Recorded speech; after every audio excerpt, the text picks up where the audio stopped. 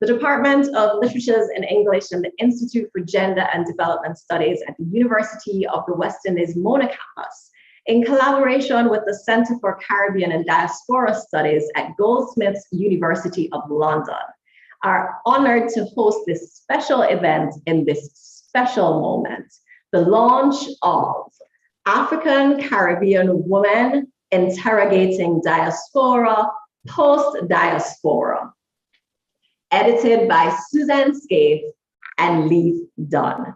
We are excited about being able to share this moment with you, and we thank you for taking time out to be a part of our audience today as we engage in what promises to be a meaningful time of sharing and discussion. I will now ask Dr. Leith Dunn, former head of the IGDS and co-editor of our featured book today, to welcome you all to this event and introduce our participants for today's event. Thank you very much, Dr. Spencer, and a very warm welcome to everyone. I am joining you from Botswana, and we're joining today from various countries and regions to launch this very important book. A very special welcome to Professor Emerita Joan Amin-Adu at Goldsmiths, who will share the roundtable, and Susan will introduce her property later. Welcome also to Marlene Edwin, the Deputy Director of the Center at Goldsmiths. And I want to especially welcome the contributors to this book. There are 9 chapters, 3 poems, and the introductory chapter was written by Suzanne and I. The others were authored by Patricia Noxolo, who is here, Marsha Pearce, Caroline Dixon, who unfortunately couldn't be here, Beverly Bryan, Gabriella Beckles-Raymond, Julia Sicardi, Amber Lascelles, Aisha Spencer, and poems by Jenny Mitchell, Alicia McKenzie, and Velma Pollard. So we're launching this book against the background of the UN Decade, International Decade for People of African Descent, 2015 to 2024. And this is a product of a grant from the UK's Arts and Humanities Research Council, submitted by Suzanne and I some years ago. I want to welcome and really thank the AHRC colleagues for the grant that enabled us to build this network of 13 African Caribbean women scholars located in the diaspora. We organized 4 conferences in the UK, in Jamaica, and Canada. We have published 2 journals on the theme, and we now have the book. So this book has enabled us to build bridges.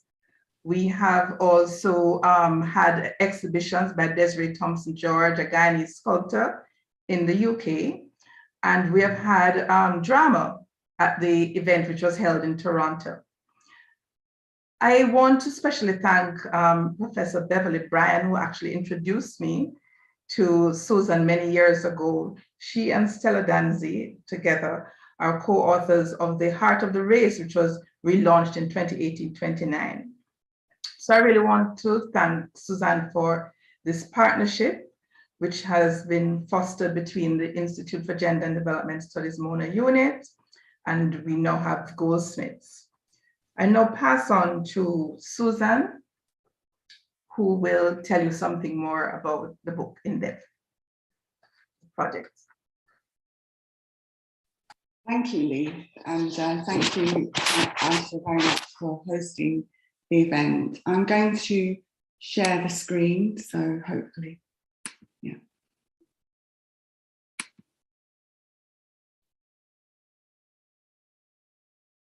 Okay. So the term post-diaspora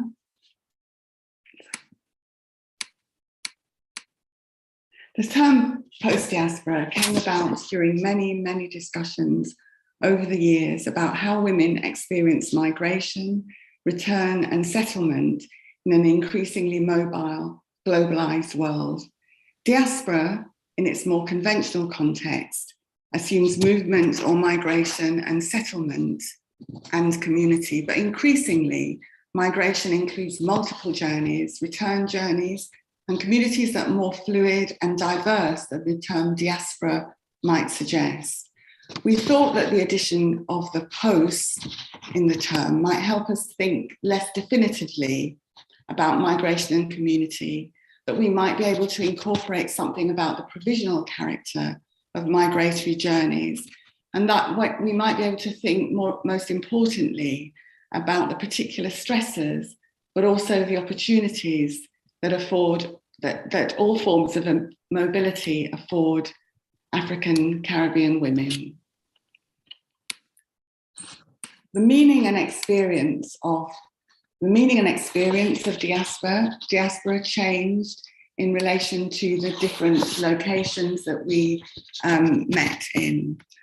In the Caribbean, for example, the term diaspora often has significant political and economic value, and the Caribbean diaspora is often constructed as a resource for governments and an opportunity for individuals. The ideal diasporic subject, as Beverly Mullings pointed out in our first meeting, is often imagined as male, professional, successful, and probably North American. In the UK, by contrast, and perhaps Canada too, there is a strong distinction between the way diaspora is theorised and the way it's experienced. In the UK, for example, we tend to experience a Black African diaspora to which we belong by way of the Caribbean and Black Britain. The book that we're launching is our second publication. The first was an edition of the Caribbean Review of Gender Studies, an open access journal available online at the link there at the top of the slide.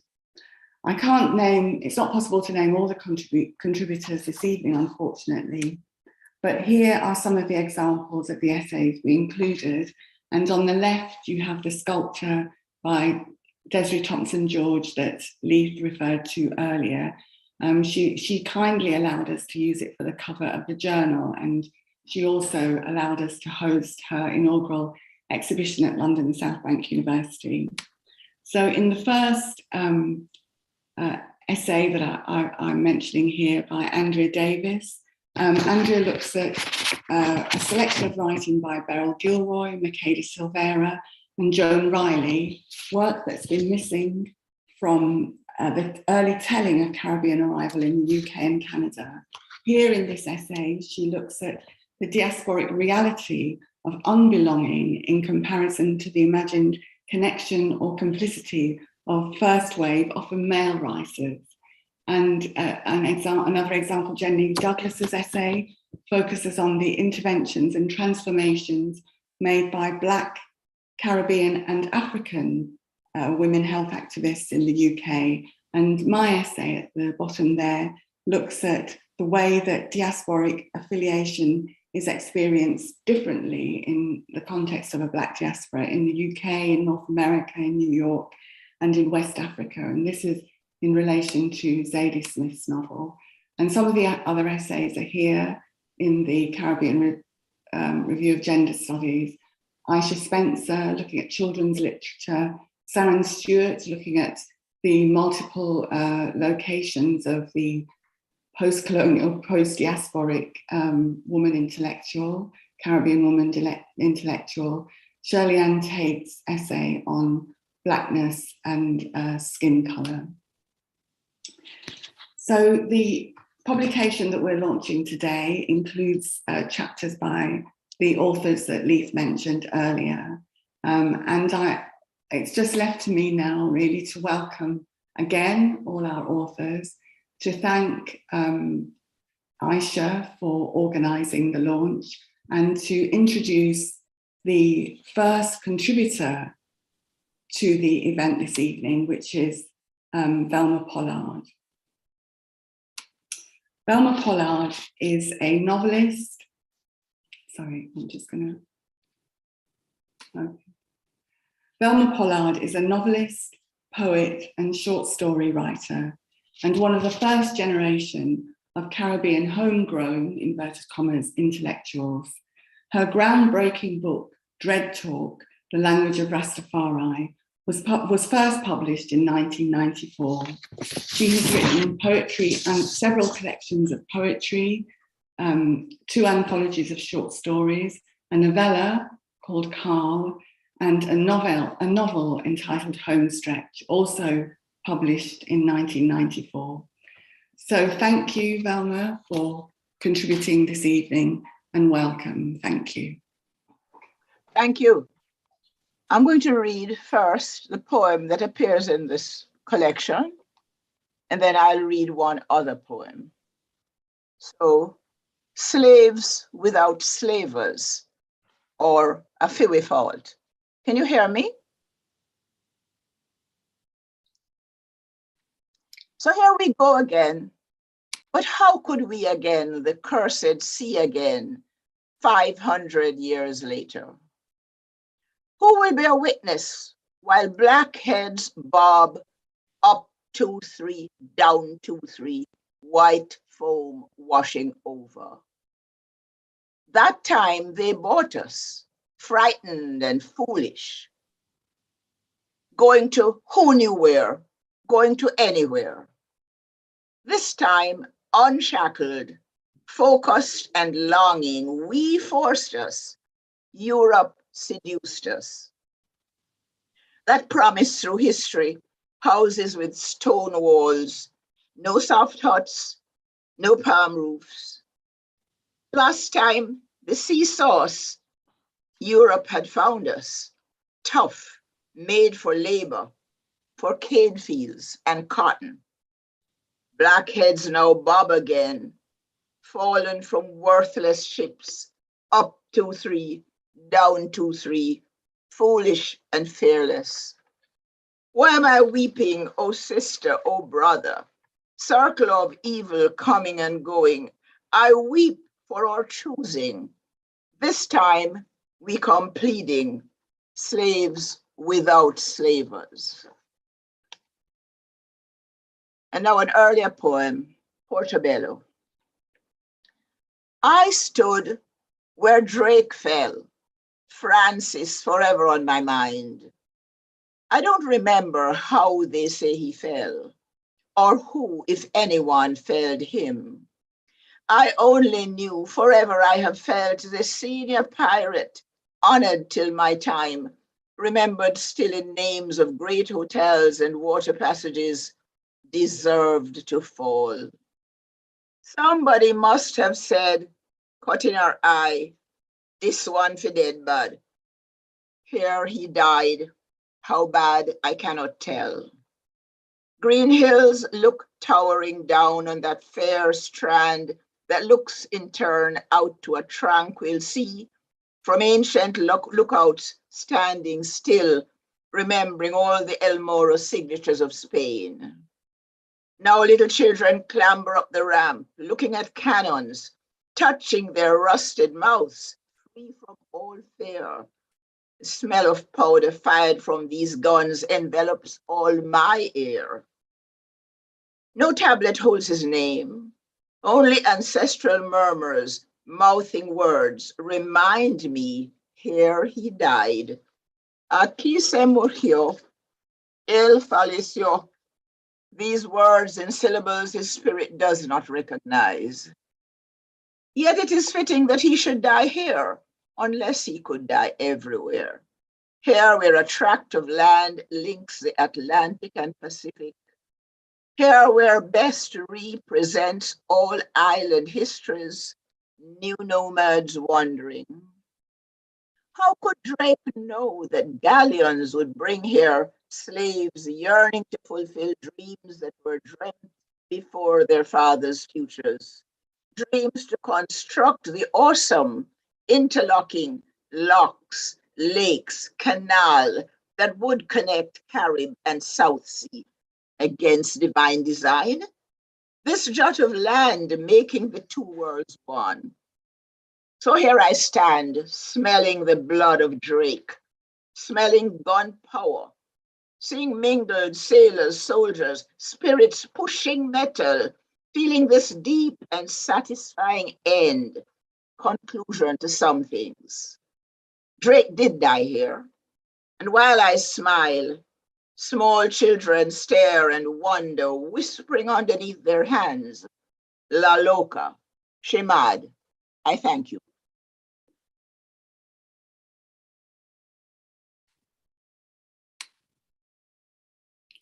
Thank you very much, Velma. I'd like now to introduce the chair of our roundtable, Joan Animado. Joan Animado is Professor Emerita and Director for the Centre for Caribbean and Diasporic Studies, Goldsmiths, University of London. She is a poet, a playwright, and a distinguished scholar of Caribbean literature. She has published several books and edited anthologies on Caribbean women's writing. So thank you very much for agreeing to chair this afternoon, this evening, depending on where you are. Thank you, Joan, and thank you to our contributors. Thank you very much, Suzanne, and thank you very much to all of these wonderful people who've been involved in all of the research and finally the product, African Caribbean Women Interrogating Diaspora, Post-Diaspora. We begin with the premise that the book offers us of thinking about gender as not sufficiently considered in discussion of diaspora, post-diaspora. And among the authors central to the book being launched are our panel of scholars. We have with us Pat Noxolo, Beverly Bryan, Gabriella Beckles-Raymond, and Aisha Spencer.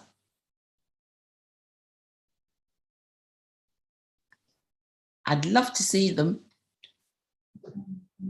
And we are going to start by telling you a little bit about them, their bios. So Pat Noxolo's research brings together the study of international development, culture, and insecurity. And she uses post-colonial, discursive, and literary approaches to explore the spatialities of a range of Caribbean and British cultural practices. She's acting co-chair of the Society for Caribbean Studies, and she's co-editor of Transactions of the Institute of British Geographers.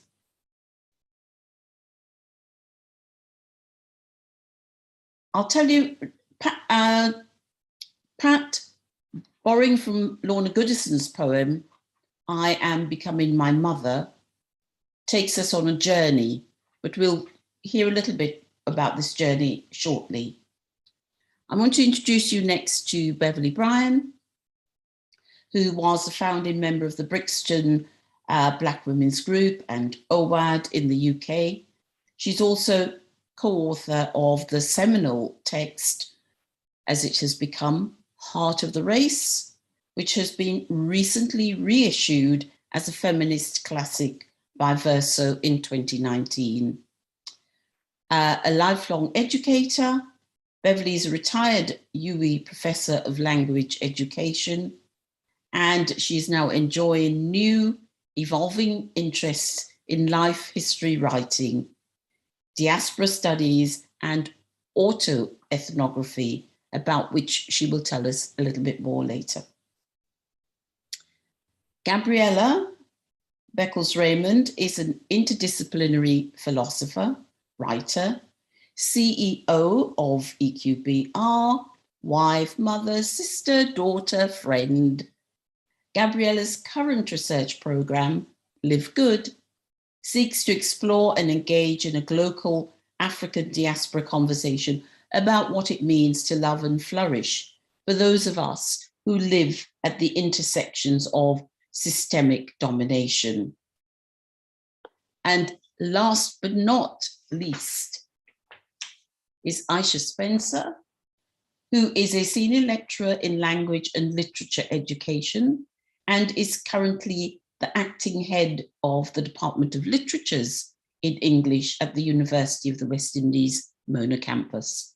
Her main areas of research include the female-authored Caribbean short story, Caribbean children's literature, literature education, and more recently, the exploration of Caribbean female participation in heterosexual relationships in Caribbean female-authored fiction.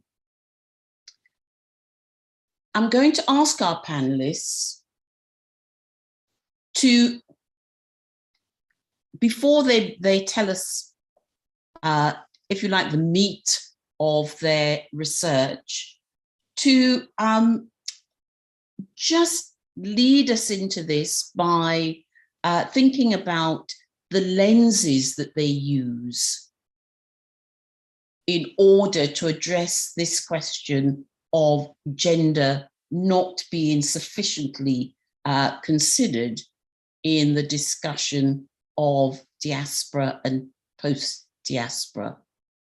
In other words, what we have here are four very different types of discussion, and I'm asking you to just tease out for us a little bit, for the benefit of the audience, what your lens is, how different, so that we get a sense of how different they might be from each other. And shall we begin with you, Aisha? Okay, thank you, Jo. Thank you very much. If I try to answer that as succinctly as possible, I think I came into this area looking at gender and short fiction by Caribbean female authors, not quite expecting to arrive at where I did, which was love studies, okay? And love studies came about because there was the constant, I was able to see in the different short fiction stories that I was looking at, this constant navigation of the Caribbean female in heterosexual spaces, where, you know, it moved past, for some authors, the regular situation of woman feeling oppressed, feeling suffocated, to what Broadway started to bring to the table was an exploration of inside the female consciousness that looked at, perhaps I can't find what I need in my local space, right? And perhaps my need is bigger than needing to find a man, all right? And it is now centered around, as I navigate that place of identity and who I want to be and who I want to become, as I move through that journey, who is able to fit into what I want and how I want to function. And that kept happening for these Caribbean female characters in a space of love that was very different from a Eurocentric type of the way in which love was defined, and kept going back to a diasporic space, offering them the access, the freedom, the kind of need to go beyond what the local space was offering. And so I started to move into looking at diasporic studies based on navigating, trying to understand what is being experienced by the Caribbean female as she engages in relationships with men who are not in the local spaces. And as she finds that being in the diasporic space enables more for her with these relationships than occurs within the local space. I think that's the best way to pull it out. Thank you very much, Aisha. I think we will move from Aisha to Gabby's work, because Gabby takes us home. Home becomes a very important space.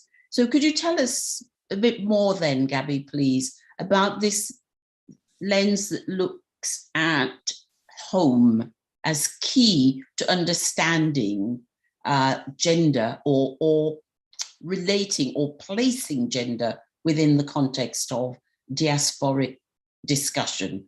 Post in brackets, or post with a hyphen, or simply post. Thank you, and it's a real honor and a pleasure to be here. Yes, so I think I enter into the conversation as a Caribbean person in Britain, where your sense of home is constantly questioned. There's never a time in which we rest at peace, even in our own homes, feeling like we're home. Such are the kind of institutional racism and systemic racism that we experience as Black people in Britain. And so in some sense, it's born out of that lived and shared experience that is being a Black person in the UK, and that tension of wanting the kind of human need to establish a sense of home and belonging and feeling that one can never rest in this space. And yet it's also much more than that lived experience kind of beginning point through the exploration. I'm an interdisciplinary philosopher, and so what becomes very clear when one seeks to try to interpret our lived experience through the various lenses we're taught through our disciplines is that the very notion of what it means to live well is in tension for us women in particular who live in the diaspora. The very idea of what it means to be successful, of what it means to have a sense of place, is in this constant tension, not just as a practical and lived experience, but in the literature in terms of how it's constructed. So we're very much excluded, both theoretically and practically. And so what I seek to do with my work is really revisit these questions of what those, the tensions of intersectional domination do for us in terms of our theorizing and in terms of our lived experience, and really bring to the fore and center the work of African Caribbean women and women of the African diaspora as tools and frames and lenses through which we can reinterpret our lives and reinterpret and rethink through the kinds of theories that will enable us to envisage a different future. Thank you. I think perhaps we should move to Beverly's account and her view, because Beverly moves towards the auto-ethnographic and presents a very different response to the challenge of thinking how to insert gender into the debate. So over to you, Beverly. Perhaps. Okay, let's then, Pat. Yes, I was mute. I was mute. Sorry. Mute and invisible. I'm not invisible. You can see me? I can now. Okay, right. Afternoon again, Joan. I want, first of all, to honor the work that Suzanne and Leith did. When we started this project, I just really wanted a way to work with Suzanne again after the Heart of the Race. And with this project, it seemed that the best way to have what they in the developmental policy called the North-South dialogue is to have some discussion that was going on within the UK and with our university here and the Institute of Gender and Development Studies. I thought was the best place that could be located. To say my lens, to talk now about your question, and I think your question is asking is how I integrate, how am I looking at this thing? I have to say that I start with Heart of the Race, which is about Black women's lives in Britain. It is about the diaspora in the sense that it's about African Caribbean women's migration from the Caribbean to the UK and how they in fact make life, as Lorna Goodson would say, in the UK and the process that they actually go through. I want to say also that if I start with Heart of the Race, I'm also saying that gender and diaspora are political, and that we're talking about Black women and their relationship to the British state.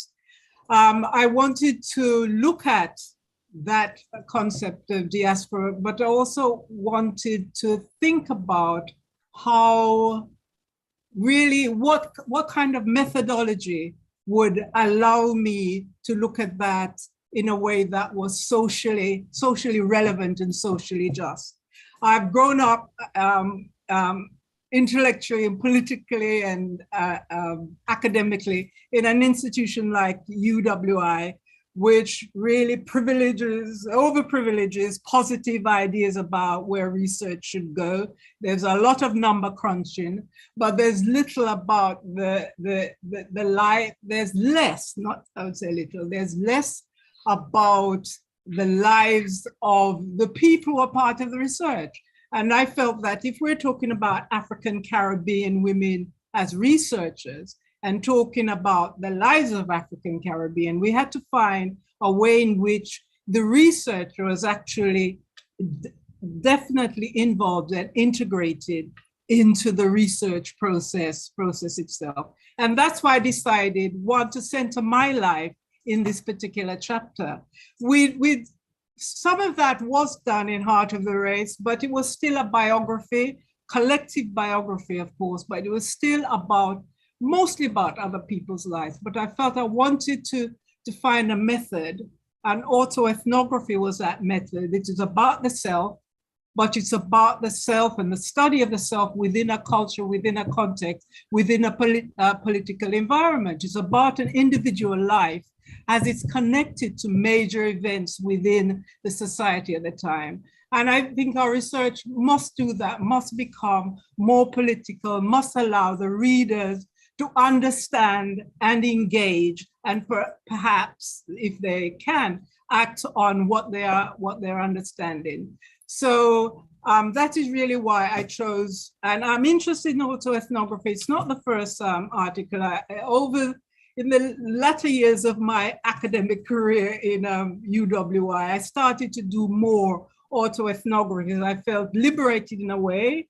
As professor, I could do what I want. So I decided that what I wanted to do was to engage in this more kind of, what I felt was more politically interesting type of research, and to talk about my life, talk about especially in the 70s, when we're in such a state of flux and so much was happening as African and Caribbean people are moving through the UK as migrants. And I talk about that process. That's my diasporic process, from migrant to settler to the development of a Black community in action, and a community, I think, which is still changing and evolving and developing in ways that we haven't begun to research. So so I think that's really where I wanted to see that gender and diaspora, a political construct, and we needed a suitable method in order to be able to examine that African Caribbean women in that context. Thank you.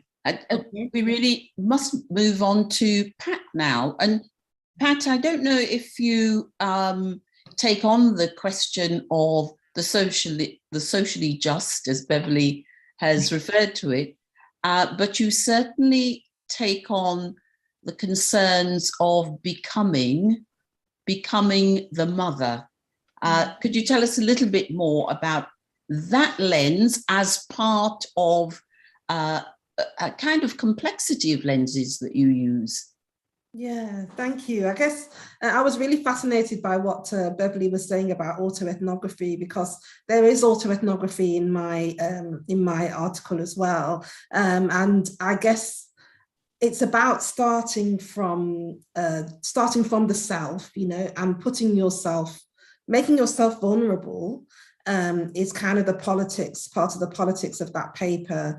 I kind of prod at something that is the death of my mother, which it was something, obviously a life-changing event for me, and one that I still carry. And I wanted to start from that sort of epicenter of vulnerability, really, to think about how we're connected with each other, to think about this concept of entanglement, that we're entangled with each other. I do my work within human geography.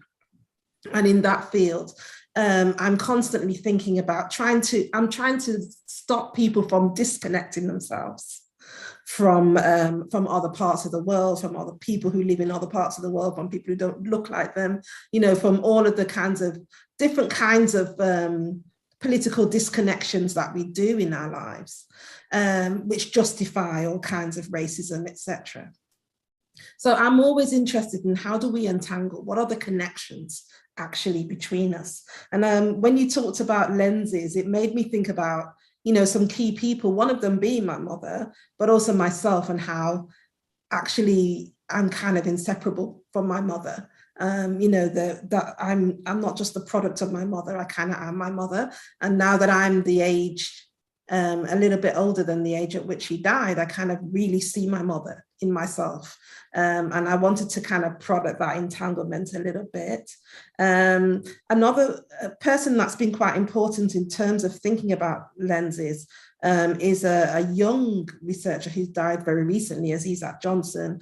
She was only 33, and what I learned from Azizat in her very short life was that was about care and collectivity, kind of loving other people and helping people to know that they are cared about and cared for. And I think she's somebody else that I will take with me all of the time when I think about entanglement. How do we connect with each other? And of course, the other person that's been really important to me has been Wilson Harris.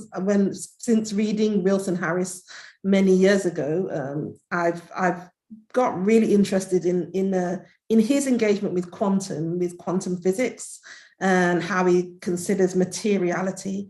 And so my notion of entanglement was kind of coming through him and Karen Barad to find a way to say, well, actually, we're entangled at really, really deep levels, at the quantum level, where you can't get any smaller. We are connected with each other, and we can't separate from each other at that level. It's impossible to do so. So we need to start from that and scale it up to understand ourselves as nations and as various kind of communities and collectivities as connected with each other. So that was what was really at the heart of my piece. Thank you. I'm going to invite you all to just take a couple of minutes. I think we can have just a couple of minutes to think about two of those thoughts that have come up. One is about entanglement and the other is about social justice. And I think your work touches in different ways either of those themes. Gabby, I wonder if you might like to start on that. Yeah, sure. I'd love to jump in here because the notion that I work with in my chapter, interdependency, is very much similar to what Pat's talking about, this idea of entanglement. And what I really wanted to do with my chapter was to trouble some of these male-centric notions of diaspora that speak to this kind of unencumbered freedom of movement from a very male-centric lens, and really center what is implicit in the notion of diaspora, which is that there is a home, there is a fixed point from which we move, but that even in that movement and that fixed point of home, there are entanglements that we have to bridge and reimagine and navigate and within this political context. And I think when I kind of referenced before the ways in which disciplines exclude certain kinds of questions and exclude certain kinds of concepts like the home, where the home is rendered a personal space, it's rendered an individualistic space, as opposed to a space that sits within the politics, within the political economy of the structural systems and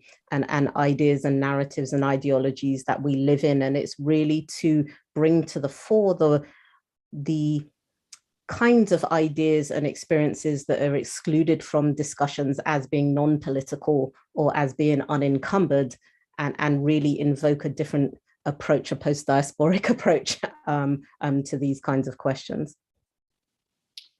Thank you. Aisha, do you want to jump in? Sure. Those two words the two terms are quite interesting: entanglement and social justice. I think where it concerns this whole concept of love and how we navigate love, I think the entanglements, and I'm going to merge the two of them together at this point, that what Brodva does, I've heard someone say, Rita say, at some point when The World is a High Hill, that collection of short stories that Brodva has, when that came out, I heard someone say, well, this is a bit different for Brodva. This is really not characteristic of her work. And one of the reasons for that is because she really went deeply into the consciousness of, the female psyche, and really looked at the problematics, the things, the entanglements, the issues that were causing her problems with identity and her navigation of how to be myself in the spaces that I enter and engage in. And one of the things that will resonate and pull both of those together is this constant, the female characters in Rodber's short fiction, especially Beverly, the stories Beverly and Cynthia, which I focused on, look at coming out of entanglements. Look at how to allow the female identity to emerge. And so each woman was trying to be herself, sometimes consciously, sometimes not as consciously, depending on the character, but insisting on being that self. And what was happening is the local space was not allowing that, particularly where it concerned her engagement in heterosexual relationships. And so there was a kind of forcing on the female, if you want to get a man as a Black woman, this is what you have to do in the local space. And both women in the stories that I concentrated on refused to do that, didn't want to do that. Totally different personalities. One was very wrapped up in social class and the stigma of needing to be the kind of woman who would be seen for who she was. And the other was really not caring at all how she was being seen, but very aware of how the society was treating her. So in terms of even looking at social justice and the entanglements, what was happening is you had a situation of these women choosing the diasporic space and bringing the home with them into that diasporic space, because the concept of who they were, the fluidity of the self or the selves that they were able to thrive in the diasporic space more than in the local space. And so there was a lot of I think exploration and interrogation on the part of Rodber of trying to really look into the reality of the consciousness of these females as they try to live as themselves. And it was moving away from a kind of broader social consciousness perspective and a perspective that was focusing on how do I exist as this self in these particular societies? How do I navigate that and remain true to myself without needing to kind of pick up generic identities as Caribbean women? And so the bottom line, the argument I think that Rodber pushes through both the stories that I focused on in the chapter was really, I am functioning as woman, and I engage in the heterosexual space based on what is able to do for me. So the definition of love became something else for these Caribbean women. It wasn't the kind of romanticized love that we're used to in the stories. And she mentions the romantic stories coming out of Europe or out of the West. It wasn't that anymore. It was about how I can be my best self, whatever that self is, whatever that ideal is, and how my being with this particular male who ended up happening to be white males, right? And so that's the controversy of it. And even in a personal interview with Rodber, one of the things she said was, listen, Black males, it became really difficult at a particular point because for the Black female to choose the Black male and still preserve herself, it meant a whole lot of tension and conflict. It wasn't happening. And you either had issues where, and I'm going to say it quickly, that she felt that homosexuality was one issue where the woman could not find a man because other men were taking them. And the other issue was that the Black male felt threatened by her and did not celebrate who she was as a woman, whereas the white male did. And so though in one case, one female character kind of went in that direction, eventually, I don't think totally intentionally, but eventually, and the other character, quite incidentally, they ended up both with white males in diasporic spaces, again, because of these entanglements and their feeling that the local space was inhibiting and restricting. Okay, thank you. Beverly, I wonder if you might, certainly you've talked a lot about social justice, and it was great to just be reminded about Olive Morris and so on. Do you want to comment on the kind of entanglement that ensures that that a young person packs her trunk ready to signal the return home? Well, I think it's kind of ongoing, and Pat's use of entanglements, I take from it ideas about connections and continuities, yes. And I think that is what, I think those are still there. Yes, I was there for 30 years before I packed my trunk and returned, but you know, the journeys are still ongoing. It is a transnational state that many of us are in, that people go and come and return. My children, my sons, you know, they live in the UK, though they were raised as young men in Jamaica. That still continues, and I think for a lot of Black women, even though you can talk about it on a personal level, a lot of it still is about the political economy, isn't it? It isn't about choice. For middle-class women like myself, yes, I had a choice. I was recruited by a university and I could go and come. But for a lot of women, it's about what it is that they're able to do economically, what the state allows them to do. And for women, and what has happened to African Caribbean women, you can say has also happened to other women of color in different parts of the world who've come to the UK. I mean, one of the and that still goes on.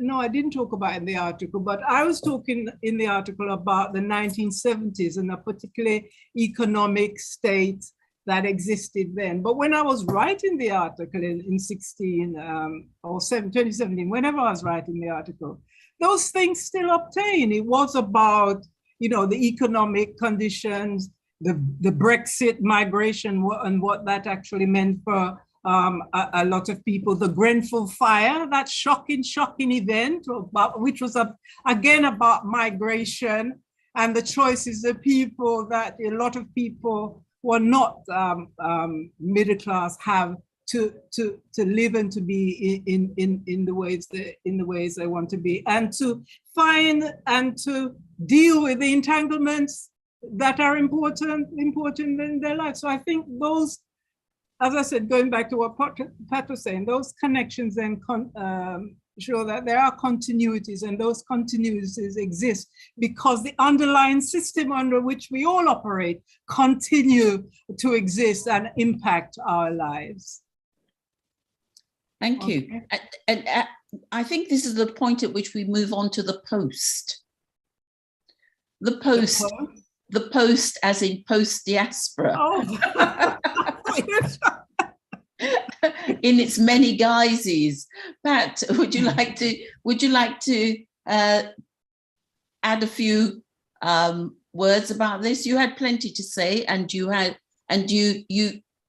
finally decided that it was possible to use the post in its many disguises, whether it was bracketed, hyphenated, or not.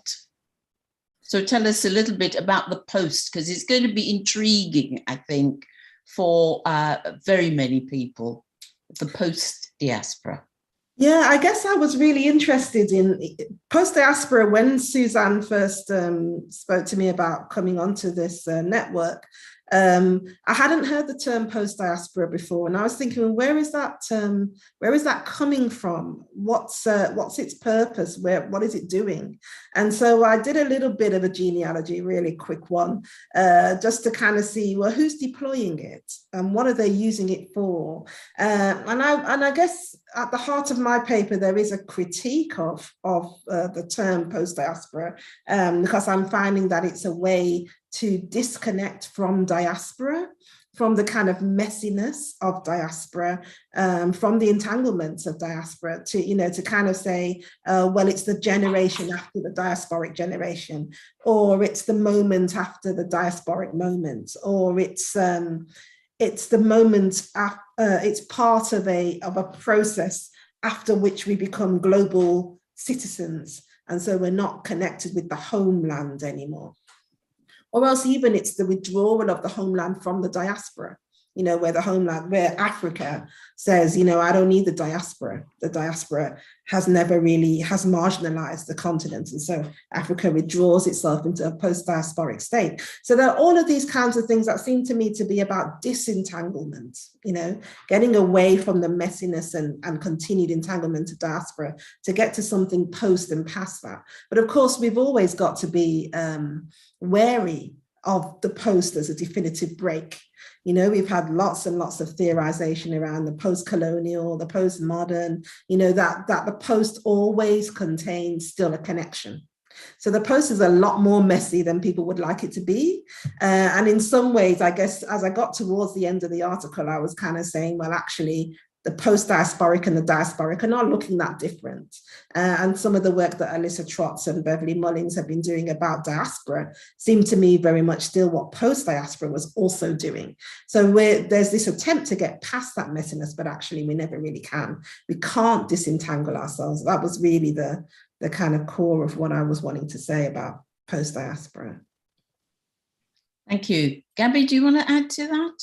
I think you make, am I right that you make a similar kind of argument? Yes, I do. I kind of want to say ditto and drop the mic to everything Pat just said. When I heard the term, I'm kind of had this automatic suspicion of it precisely because of the way it's used in academia and post-colonial and all these kind of dreams that we can put certain ugly, messy histories behind us, which we know that we can't do in such neat ways around posts. But I think that what I ultimately argue in my chapter is that even if we maintain that kind of suspicion for all the reasons Pat has rightly outlined about the word post, that there was something in the method and the process and the way in which this network went about engaging with ideas, specifically engaging with the work of African Caribbean women, that really epitomizes for me the sensibility of what the post diaspora was trying to invoke, that we needed to complicate the picture, that we needed to grapple with these entanglements and the messiness of our histories as they inform our, our present and our future subjectivities moving forward. And so for me, in a sense, even if we take on and take seriously the kind of limitations of the terminology, the example of what it means to be a diasporic subject and the ways in which that term will need to be extended to embrace and grapple with the complexities of our lives and our movement through this planet, and also the kind of multiple diasporas that the Caribbean is ultimately part of. I think there's this kind of reduction of Caribbean diaspora to the African diaspora, and there's Asian diasporas, and and it's much more complicated than that term suggests. And the work that the post doesn't extract us, from those entanglements and that messiness. But I think the example for me is in the willingness to come together and to really center African Caribbean women's work as a way to think through the conversations that are unsaid, a way to think through the concepts that are very Eurocentric and male-centric, such that certain ideas and certain experiences are even excluded from the theoretical and the practical space. And in that sense, the model of what it means to attempt to grapple with diaspora is, for me, ultimately what the book is about. Thank you. And I think if we can focus our final thoughts on gender, which is where we've been taken. Beverly? Yes, just one thing about the post. I don't know, somewhere along the way, the brackets got left off. That was really, when we were discussing it in its early iterations, was really what Pat and Gabrielle was saying. It was really to complicate and to problematize it a bit, that we didn't want to see diaspora as a kind of an end state, but to say that it is ongoing, and there are ways in which we have to relook and always continue to interrogate. So I suppose if you include the word interrogate, then perhaps that was why the brackets were lost. But what we were not centering on there being a more perfect state after diaspora. It was really just to complicate the notions that we've continued to hold about what diaspora actually means. And we're going to need to wrap up our panel. So just any comments on gender, which is the whole, a key focus here on placing, as I think it was Gabby just said, African Caribbean women in the discussion. Who'd like to take that up? I guess for me, what I really enjoyed about this network was just shifting the focus, because there's this kind of assumed white man always at the center of these discussions about the diaspora, particularly in kind of business contexts, and we're often invisibly in business contexts, even though, you know, it seems if we're talking about larger ideas to do with the social and the cultural, we're often talking about business, and we're often talking about the economic, and that the kind of invisible white man is always sort of in the center. And for us to very deliberately say, actually, this is about African Caribbean women, and we're just going to focus on them this time, to me is actually quite a brave act just at the moment, because there's a lot of backlash against that idea. But it's also so necessary, you know, not to confine ourselves with notions of trying to define what we mean by Black and everything else, but being really, really clear about who we're talking about, and then really focusing on that woman, to me seems a really important thing to do. Thank you very much. Anyone bursting for the final word on gender? I was going to say, I just want to tag on one additional comment about that centering that was done through this project. I think it was really important because oftentimes when Black women become the focus, or African Caribbean women become the focus, it's about what we do and what we're in service of, or what kind of political projects we've been part of, or what causes we've served. And there's far less attention on our actual thinking and our ideas and the creative spaces that we occupy and the intellectual life of Black women. And so for me, the willingness to really engage with each other as thinkers was central to this project, and a really important addition, and in the kind of wider silencing and wider invisibility we see of Black women. So Black women as thinkers and as knowledge producers, it was wonderful to be a part of this project for that reason. Thank you. And to close, I just want to show you the book again. A really fabulous project. Congratulations to Leith, to Suzanne, to all the writers, the scholars involved in this project. It's so necessary, such focused thinking on African Caribbean women. Thank you very much. Thank you. Thank you.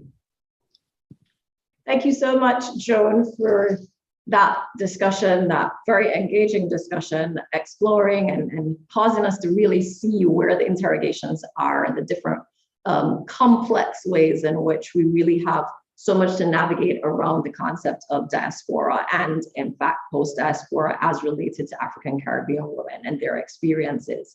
I'm thrilled now to introduce our next writer, who will now be sharing our final set of poetry readings for this event, the recipient of 2 Commonwealth Literary Awards, the author of 6 books, including her recently published novel, A Million Aunties, which is now receiving quite a bit of attention internationally, our own Jamaican-born author, Alicia McKenzie. Hi, thank you for that. Greetings from Paris. So I'm going to read 2 poems. The first one is called The Harbor. And this is part of a series called the Albatross Poems, when I started visiting slave ports in France and writing about them. The harbor.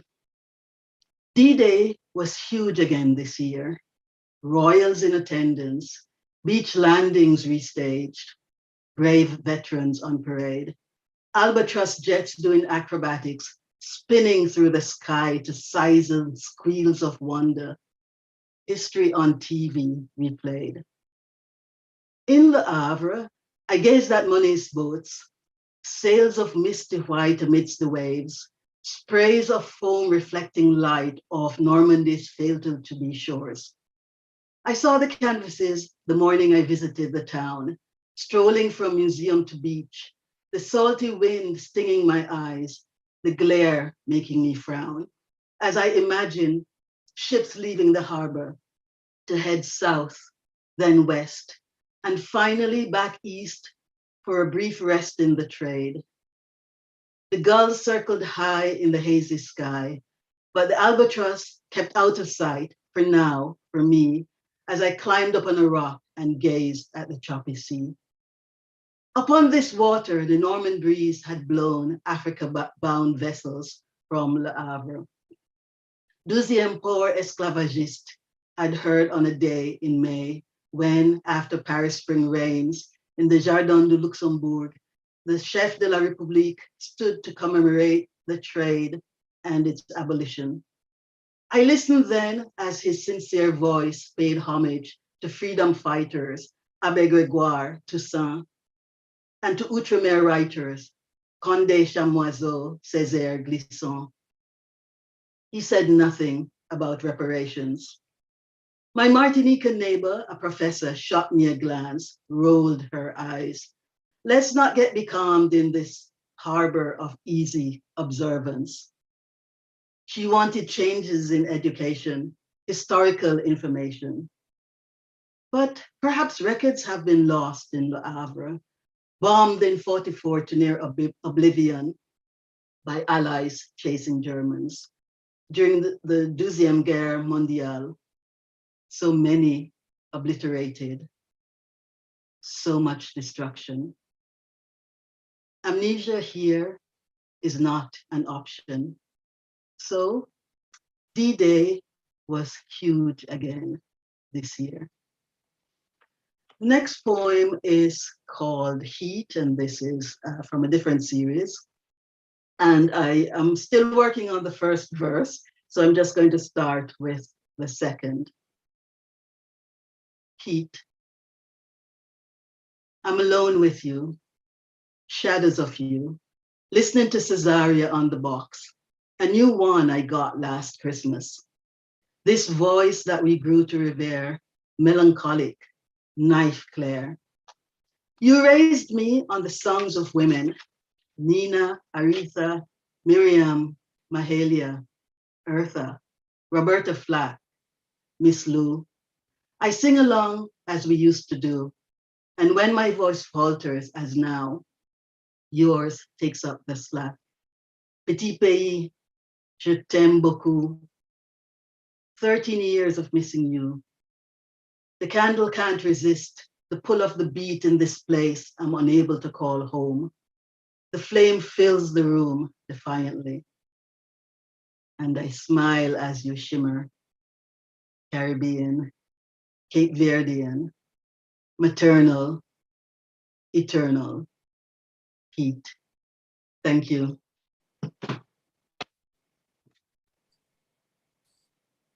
So it's my pleasure as we move towards the end to say that there's still a lot of work to be done. I'm thinking of the experience of African Caribbean women and other women involved in human trafficking, exploited through human trafficking, involved in smuggling, but also armies of domestic workers who go overseas, and also professional women who go overseas to survive and support their families. The themes we've been talking about are very much central to the work of Dr. Karen Carpenter, who is going to give us the vote of thanks. And Karen is Senior Lecturer and Head at the Institute for Gender and Development Studies. She's the author of 4 books, and her themes are around gender, race, Caribbean identity, love and relationships. I give you Dr. Karen Carpenter to bring the vote of thanks. Thank you, Dr. Dunn, my dear colleague and friend Leith. And obviously, I want to thank first and foremost the organizers and the Department of Literature and English for partnering with us. I am always interested in making sure that we acknowledge the invisible work, and a lot of work went into making this possible today. So thank you. I also want to echo the moderator's kind remarks of congratulations to the editors and as well all the contributors who have made this book possible. And I dare say it probably will be volume 1 of several. I expect to see either a second edition or several volumes along these lines of the diaspora and post-diaspora, problematizing what it means to be in the diaspora. I was very interested in the discussion in the panel and the various themes that seem to come out from it, writing from a personal space, as Beverly mentioned, and Aisha, getting a man as a means of self-definition and identity, something that, again, we have to problematize. The notion of pushing back against disconnection that was mentioned by Pat, and of course, Gabrielle's final comment about Black women as thinkers and knowledge producers, all of which give rise to many more volumes. I want to thank the audience for being here and taking the time with us today. And we look forward to many other such collaborations and celebrating the work of women thinkers in the Caribbean and around the world, and has been evidenced by the many countries that were here today. Thank you very much for coming. Thank you for your participation and for your contribution. Have a good afternoon.